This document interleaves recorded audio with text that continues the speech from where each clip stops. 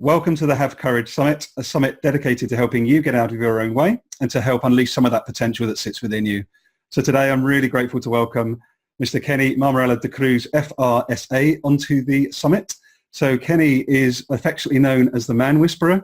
He's done work with Mother Teresa, worked in refugee camps, and to me already is actually a real inspiration. I'd like to welcome you to the summit. Thank you. Thank you so much. And good on you being able to pronounce my name. I did practice a little bit, I won't lie. So would you mind giving maybe a bit more of an expanded introduction? What are you passionate about, Kenny, and give a bit more of a wider introduction to who you are and what you do? Yeah. Do you know, I guess that because I was a bit of a basket case in that I had lots of mental health issues. The only one that people could see was Tourette's, where I'd twitch and grunt and pick myself and things like that. Other than that, I had OCD, obsessive compulsive disorder, body dysmorphia, eating disorders, depression, suicidal tendencies, all of that since I was a child. And it was all kind of post-traumatic stress disorder. And it would be easy to say that it's Idi Amin's fault because we were on his death list. The Secret Service were after my family in Uganda. But it was before that. It was my family traumas and dramas.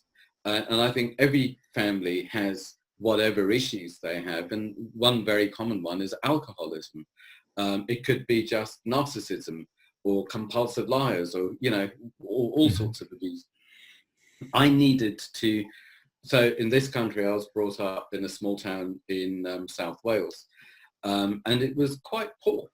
So I needed to somehow sort myself out and become a decent chap with very little help because, I'm 54 now. So in those days, no one had heard of these things. Mm-hmm. So I learned to unlearn these things, calm myself down and sort myself out. So I had a decent shot at survival. And I was used to taking care of people and not really existing that much. I guess I was a bit of a mummy's boy. I had the Oedipal thing. And at the age of 7, my father said, "You may never see me again and you're the head of the family now." So suddenly I was a 7-year-old boy doing the job and pretending to be a man. And then as a young man, I was still doing that job. I made a personality out of it because it was all I could do. My father was actually smuggled out of Uganda on execution day. So we saw him, I think it was about 9 months later. But I carried on with that role. And much as other people respected me as a half-decent man, something wasn't right until I could become my own man rather than, am I? Handing my power over to other people to see if they say I'm okay. Am I going to be abandoned, humiliated, respected? Am I getting away with it? Am I going to be loved? Am I going to be found out? Whatever.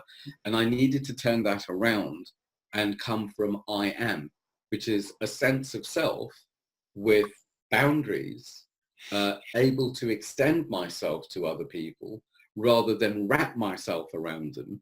And it was a huge turnaround. So as I did these things, I just thought, well, actually, how could I not pass this on? So rather than thinking, I know, I'll be special I'll do my next special trick. Life's just kind of unfolded from, I guess, trauma and tragedy into actual brilliant gifts to pass on. And I kind of find that with most people, if not everyone that I work, is why did things happen? What is life trying to tell you? I loved Columbo. And how can this be lived in life?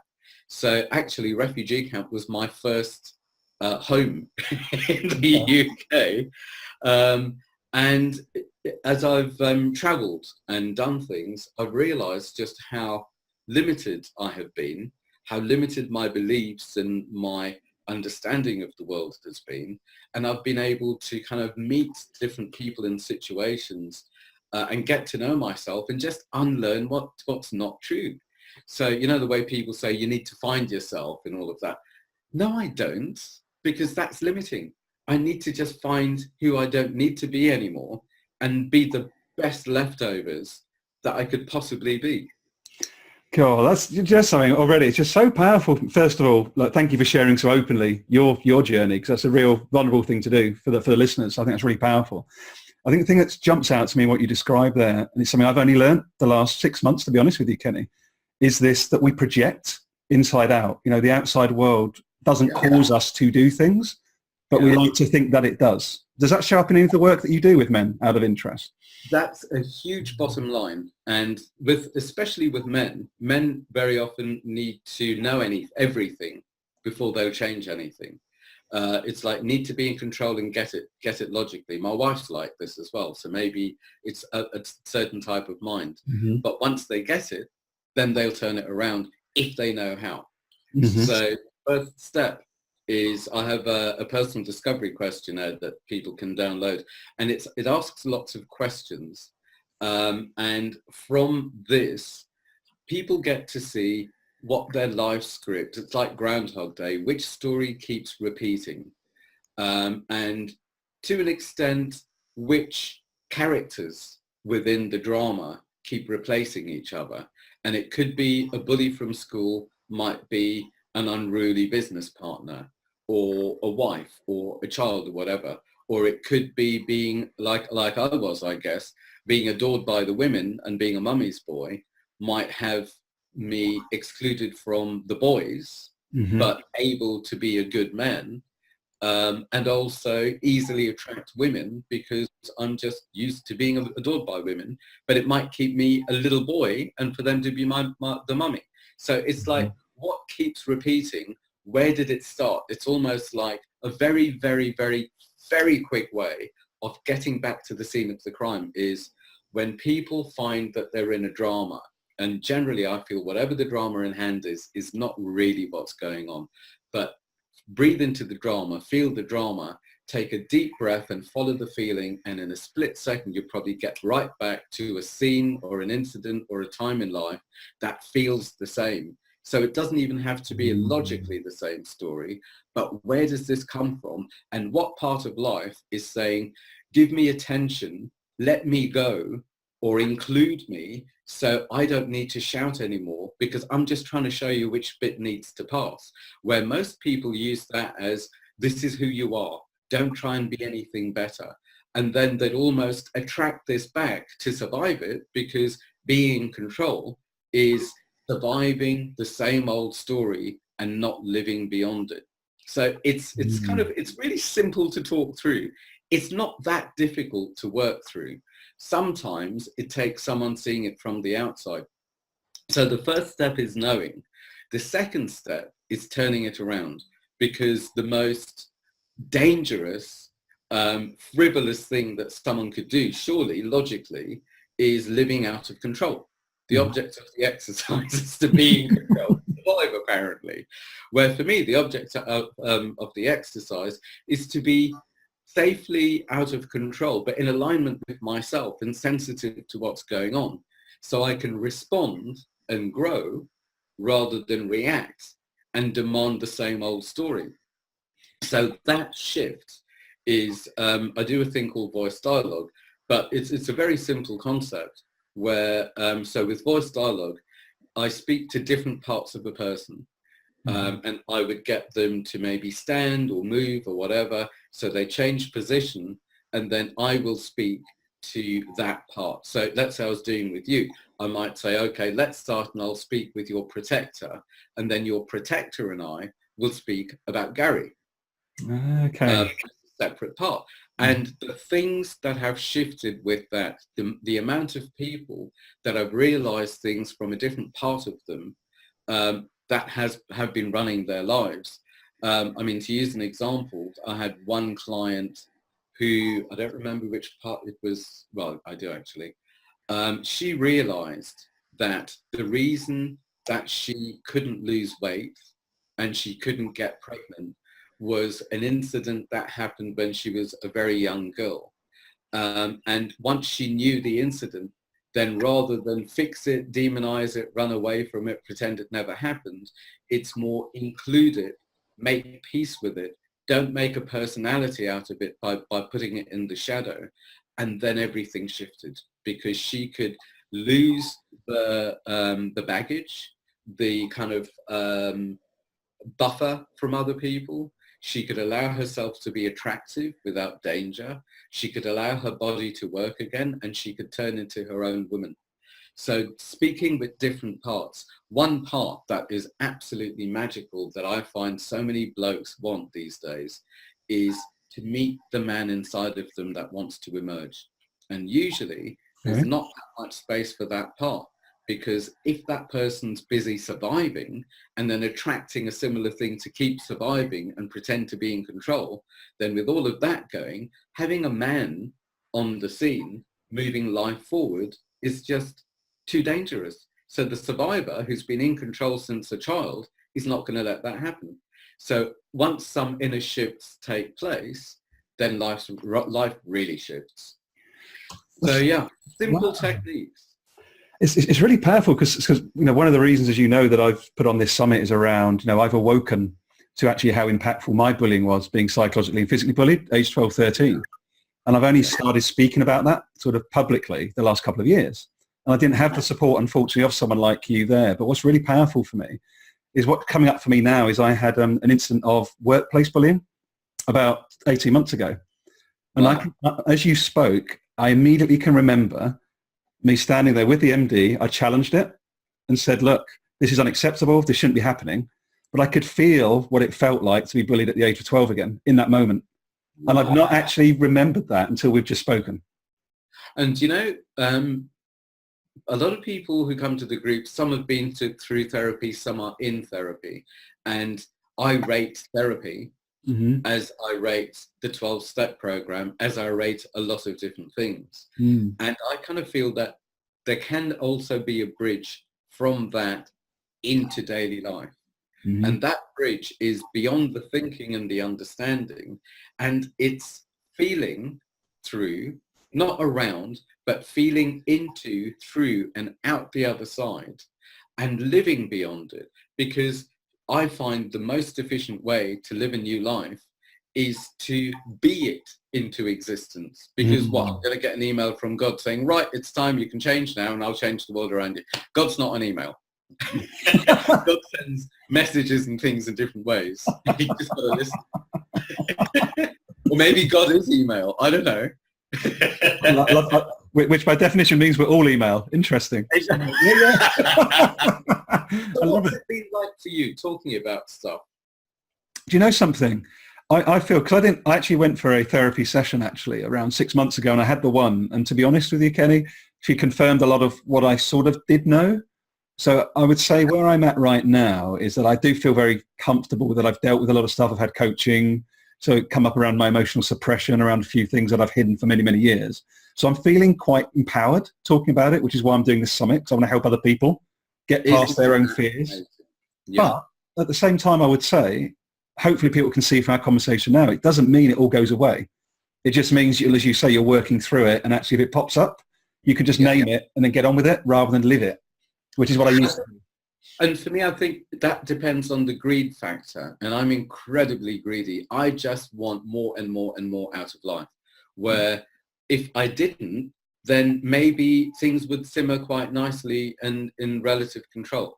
And I've chosen not to have children. And I guess it's because I was caretaking for so long, so much of my life. And if I had children, then I wouldn't be doing the work that I do, because I'd put a lot of time and effort and energy and emotion and everything into my work. But I want more and more out of life. And I kind of almost feel like the more I want, the more the pendulum will swing in the other way, saying, right, you want more this way? Then what is it that you need to let go of in the dark shadow? So, or even if it's not let go of, it might actually be include or make peace with or allow or not deny. And then I can get more in the gold shadow. And the dark one is almost like the badness that people will pretend is not there. And the gold shadow is the goodness. So it's not only I'm not going to allow the bad. So many people, and this was one of my hugest cycles actually, is I would do well I was in the music business, I was in newspapers, I was in marketing and publicity and various other things. And I kind of did okay. And when it was time to do well, I ran away.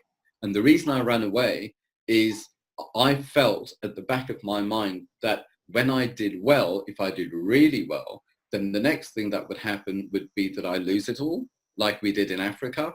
And if I lost it all, then would I have it in me to make it again? So that was my unconscious cycle that I was surviving rather than going through. And it's like this unconscious stuff totally can rule people's lives. It can also keep people safe and can keep people in check if that's the life that they choose, because not everyone needs to be some manic warrior gagging for more, and not everyone, people are allowed rest lives, people are allowed lazy lives, whatever it is you choose. Who's to judge? It's not a race. It's like, what is true for you right now? So that's my choice, and that's the way I did it. But God, to be over things like that has been absolutely huge. That's really powerful. I'd like us to actually step into a little bit around maybe a bit more of your work in a bit more detail. So in terms of what would you say makes men tick, in your opinion, and through the work that you've done over the years, Kenny? Okay, let me see. Two things off the top of my head. I would say the first one is exactly what we were talking about. What's the history? It's why. Why is this person behaving this way? Why is this person scared of certain things, angry about certain things, passionate about certain things, evangelical about certain things? What happened in the past to demand this kind of a behavior? So I would say it's what we said before around the belief systems. And I would say another big part of that is environmental. So it could be, were they brought up in a castle or a council estate? Were they brought up in a boarding school, in an alcoholic family, in depending on the environment they were brought up in, and were they listened to? And if they were listened to, then maybe they feel valued and validated. If they were ignored, then maybe the only way that they could get attention was through bad behavior. So that will become a pattern. So I would say it's historical, environmental, and crazily, the number of, before I talked about the personal discovery questionnaire, there's also the historical history there. So what's the history of your parents, your grandparents, your great-grandparents? And when we get back in history, sometimes it's just outrageous to realize that the individual in front of me is reliving the script of his grandfather or his great-great-grandfather or something that was survived from a different country, and it's passed on. There's a therapy, I don't remember what it's called, survivors of children of the Holocaust, because there's the Holocaust people and then there's what they passed on to their kids, and it goes down through the generations. And I'm just using that as an example. The same goes for every culture, every race, irrespective of wealth or location or whatever it is. So it's like the big question for me is why? Why am I thinking this? Why am I feeling this? Why is this pressed my button? And then I'd want to look, either follow the feeling back or look at the bigger picture back and see what's really making this person tick. And then from there, is this a survival? Is this living through fear? Or is this living through love? Is this passionate and creative? Or is this more about survival and proving myself that the world is a horrible place and out to get me, and therefore I have to blah, blah, blah. And generally, I can't argue with people when they say they've got horrible lives and this, that, and the other keeps happening, because it's the facts are there. The question is, do you want to move to a different life? And if the answer is yes, then is it time to? Do you want to, or are you ready to? Are you ready to die exactly as you have with your bullying stuff, through vulnerability, and to trust that there's life beyond this? Because I would say, I don't know about women, I would say in my experience, a man's greatest fear is humiliation and abandonment. And that can stop most things in their tracks. Because if there is a fear of humiliation, then I will stay small. I will be invisible. If there's a fear of abandonment, then it could be I will collude. I will do things that I don't believe in, so I don't get the sack, or I'm not off the team, or I'm not off this drinking, racist, sexist, abusive club, because they're all I've got, or it's all I know to do, or that no one else will accept me if they chuck me. But interestingly, a lot of men who come to men's groups do have communities, but they don't have any real authentic space in the community for who they really are, or who they're turning into, or even to turn into a man. They might be quite boyish spaces or limited spaces. So rather than tampering with the communities that work and risking things, they kind of experiment with themselves in a men's group, which to me is what it's all about. Find out who they don't need to be anymore, experiment with that, see how it works, and take whatever they want into their daily lives. And they have found that somehow, discreetly, it can change their communities, it can change their families, their friends, their social groups, without taking too much risk. And it works. Some of them just live double lives. Some of them have never had male friends before, or they really miss their male friends from uni or from whatever, but that scene's not there, or they're just not drinkers, or, you know, they've moved on. So it's that authentic space to find out, to experiment, and to take it into daily life, which brings us back to what I was saying earlier with beyond therapy, beyond 12 steps, etc., etc. And I rate them, but there have been times when I've had to say to a man, I totally respect that in 12 steps, a lot of it is about your story and sharing your story to inspire others. But here, it's about living beyond your story, not making a personality out of the story, living beyond it and passing that on. And it's huge. It's almost like the lights in their eyes go, ching, oh my God, there's more. What I love so much about your work, though, Kenny, what you're doing with those groups, and the genuinely I'm really interested to come to one, is there's an element of safety, which is that critical part. I think that safe space is a key bit. There's also that, you know, this summit is about courage. There's something about having to go first at some point, and I think we have to take accountability for that, don't we? Yeah, yeah. And I like 2 ground rules in particular that help with that. I mean, obviously there's confidentiality, non-violence and stuff like that. There is also that you're allowed to say pass at any stage. So there is no pressure. And there is also the ground rule that says live beyond the rules, which means that you might break a rule, but it's about playing big enough to get some feedback in the group and in life safely. So it's not get it right so everyone likes you. It's get it wrong sometimes because you're growing, so you like you and you know you, and you've got a bigger you to take out into the world and play with. Wonderful. What's been some of your, you know, clearly you've been very open about your own story, which of course would have needed you to have courage, I'm sure. Is there something in the last couple of years that you've gone through, or maybe you're going through at the moment, experiences or something at work where you've gone, actually, I'm stepping into that vulnerability again and I'm quite enjoying that, or I'm feeling my fear? Can you speak about that a little bit?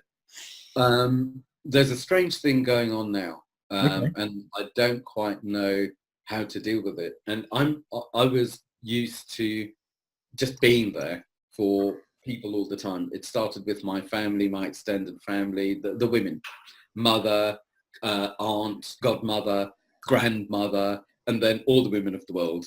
And taking responsibility. But what's going on now is I'm training more and more men and women to hold men's groups and things like that. I'm getting in the media a lot more. I'm just meeting so many people at a certain level, at a brilliant, open, vulnerable, kind of sacred, playful level. And then it's almost like it's gone. And that's the truth of life. It's here and now.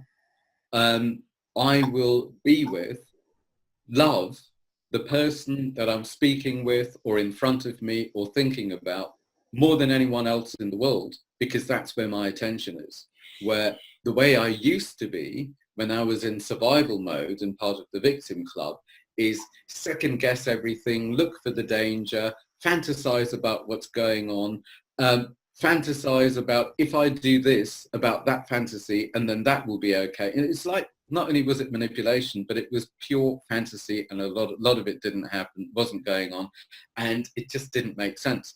But now to be present and connected in the moment, and to forgive myself about not remembering everything about everyone, and saying to them, I probably won't remember your name. What I do remember is the essence of a person. And that's kind of more like, that's a real connection, rather than was she called Martha or Mildred? Like, who cares? What I don't remember, which I think is really good, when I'm working with someone, I will remember incredible details about their life, because things will be relevant, so the picture comes together and they can live beyond it. Once we've stopped, I won't remember any of that, partly because it doesn't run them anymore. They are not that person. It's just not an option for that to be even part of the foundation that they've built on, because they've moved to a different foundation. They have the space for a brand new life. So why remember that story? So in a way, with my memory overload and my people overload and all of that, it comes with a certain guilt, because I don't like to be disrespectful to people after good connection. On the other hand, this is unconditional love. You know, just as I said that, I did exactly what I described to you, following the feeling. And I remembered that it was because I had issues about endings and abandonment. Because I remember after the phone call we had saying, we're going to come and kill you tonight, that after that phone call, no more church, school, anything like that. We were in hiding, we were on our own. And that was the last I saw of any of my friends or anything. And then for so much of my life after that, I couldn't say goodbye. I'd make up a fantasy of, well, maybe I'll see you next week, or next, you know, if it was someone from another country, next year or in 2 years, or, you know, and I'd just make up these stories, because I had this grief of loss and abandonment and the way things just ended. So now I'm trying guilt-free, quite successfully in a way, to practice unconditional love. And it's being in the moment rather than holding on, and enmeshment, I guess. It's not easy as well with social media, because suddenly everyone's your friend, and, you know, whether it's, what do you call it, WhatsApp or Twitter or Facebook or whatever. At least with Facebook, there are pictures. But otherwise, everyone's the same font. It does my head in trying to remember which person which. Do you know what I mean? I love your honesty, Kenny. I love your honesty. Do you know something though? It's really fascinating. So for me, over the last August last year, is what you're describing to me was quite huge, because I actually understood the importance of presence. And I think so many of us, people watching you and I speak now, will be on the rat race. They've got kids to look after, they're carers, they're busy. I just want to say something to anyone that's watching us now. You did a beautiful thing before we started recording, which was to take 2 minutes to get present for our conversation. And I just want people to understand, just imagine what it's like on Remembrance Day. On the 11th of November every year, just remember, everybody, what it feels like for that 2 minutes. You feel like you've got forever to do something. Forever. And I just think being present is probably one of the biggest gifts we've got to give to ourselves. And I think it's going to help us have more courage, because within those 2 minutes, if we took 2 minutes every single hour of our day, apart from sleeping, we could do so much with those 2 minutes. If we just stopped. I really believe that. That reminds me of, I was on BBC Radio London the other day, and it was a program about New Year's resolutions. And I was saying, yeah, they can be a good thing. They can also be a lot of pressure. Mm-hmm. And someone phoned in and said, okay, so if it's pressure, because it is pressure, then how do you deal with the pressure without selling out on yourself? And my mouth opened and it said time travel. And I thought, oh my God, now how am I going to do this?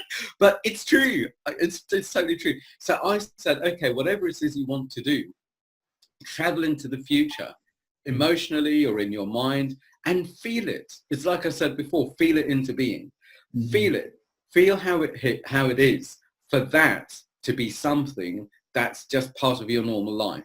And the way that I put it is that or something better, because I remember the days when I was addicted to, this is my picture and I don't want anything else, and this is the way I'll get it, and I don't want any other way. And I was so attached and controlling that nothing had a hope in hell of happening, and so much bigger and better wanted to happen.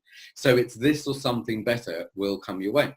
So I said, feel it, and then bring that feeling into the present and let that fuel you, rather than I have to do this and I have to do that, and as soon as I do this wrong, then I've failed. And, you know, all this anxiety that people put into, how do I do me better?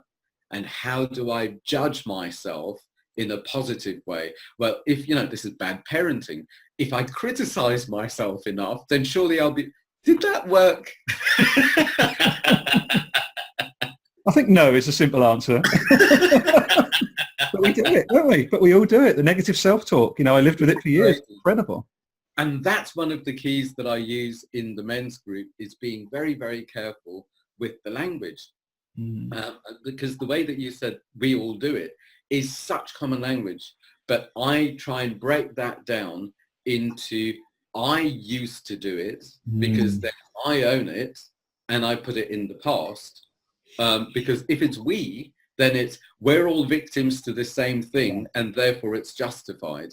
So it's owning it and making it in the past. And it makes the world of difference, because then in the present, magic can happen. Because, you know, it's fine to say, do my workshop, buy my book, come to my group, be a client, but that's not where it's at. If that gives you tools and some insight, fine. But the only time to turn things around is in this moment, because this is all there is. And as soon as you find, you know, can I give another quick little tip? Please, please. So I used to be, like I said, addicted to the chatter in my mind and the second guessing and the fixing and the working out and all of that. And I was never present. The number of times that I'd come home to check that I've locked the door because I was in my head and not locking the door.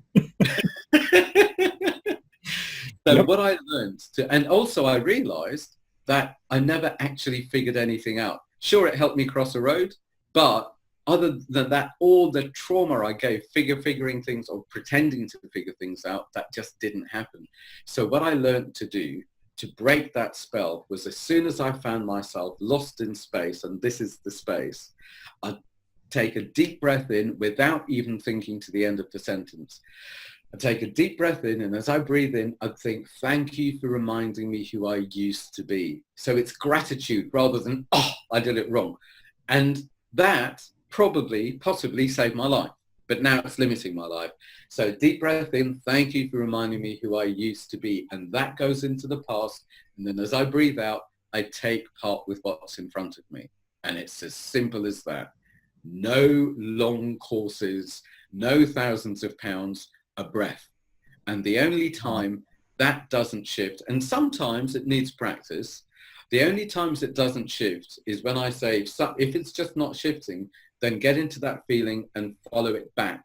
Then you know where the depressed pause button is, where that part of life is saying, know me, include me, release me, then follow it back, include that part, and then move forward. So simple. And I made it up. You made it up, but you know something, Kenny? Getting present, I think it is the USP of the future. In this busy world with always on technology, as you say, social media, busy lives, getting present is our USP as human beings. I genuinely believe that. Totally. And just adjusting rather than, right, I'll wait until my next New Year's Eve or on my birthday or when there's a full moon. No, now. I absolutely love it. And do you know what's really fascinating for me? This conversation we've had, what we're ultimately saying for me is, be more courageous, stopping. Have the courage to stop. Have the courage to be you. Yeah. Not trying to be what you're not.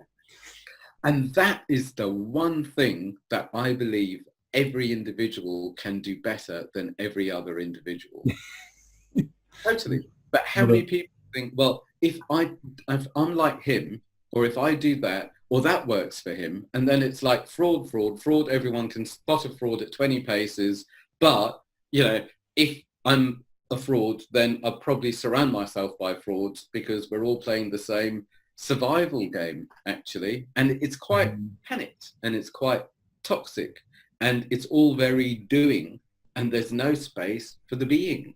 And if it wasn't for my being, then I wouldn't have been able to dig myself out of that hole on Radio London when I suggested that people time traveled. You're ahead of the curve, Kenny. We all know it's coming. You're ahead of the curve. Look, as we look to wrap things up, what would you say if you're going to give one maybe additional bit of advice to people at the end of this message? You know, going again, you're not trying to do, you're just trying to be. What would that message be to try and help people just get into that space more often, maybe? As you asked the question, what crossed my mind is the question, is that true right now? And it could be whatever I'm thinking. It could be whatever's being said around in front of me, someone I know, work, family, friends. It could be the absolute dross in the media and social media. Is that true right now? Because it's so easy, I find, to be seduced into the frenzy of things rather than to stop and think, is that actually true? How do I know it's true? And if it's not true, then I can just let it go and have space for me to take part in life with quality, with what I want to create as true, and command my life. Yes, my life. Really, really. We need a little hashtag running across the bottom. It's it's such wonderful advice, Kenny. Thank you so much. And I think I just want to thank you again, A, for your wisdom, but B, just your raw sort of support and guidance in this space, because you spoke about forgiveness earlier. And I think I've only started myself the last 6 months at the age of 42 to forgive myself for being bullied, for, having a mental health challenge, for not being good enough, what I used to tell myself. And I think as soon as you let stuff go and do forgive yourself, because we can only forgive ourselves. Me forgiving you doesn't mean anything, or forgiving my ex-wife doesn't forgive anything. I can only forgive myself. It's really, really interesting. That's one of the things that I say in the group, is part of being in a group is for every man to accept himself for who he is, and then the other men can accept him for who he is, and then accept himself as one of the group. Then the other men can accept him as one of the group, and then extend into the world. Then everyone can accept and live happily ever now. And also say, good on you for turning it around, because carrying this bully stuff and then being vulnerable enough to look at it and to know it so it doesn't own you, and then to pass things on the way you are with this work is phenomenal. To me, that's what it's all about. So good on you. Well, I appreciate your feedback, and thank you for joining me. Very honestly, Kenny, it's been an absolute joy. How can people reach out to you if they want to learn more about your work or maybe attend one of your groups? What's the best ways to find you? For the groups, it's mensgroups.co.uk, and there are the open groups, the closed groups, also facilitation if you want to learn to run your own groups, also free downloads, so you can get the ground rules, the check-in round, and videos, so you can just find yourself another person and start a group there and then straight away. Just take it and do it for free. And then for the private work and stuff, and there are lots of tips and videos and things, that's themanwhisperer.co.uk. And then on YouTube, there are loads and loads of videos. So I like to pass it on. Brilliant. Honestly, you're such a generous soul, Kenny, and thanks so much for sharing your story as well. It's been a joy to meet you. My pleasure. It's been a great buzz. Thank you. Take care. Have a great day. Cheers.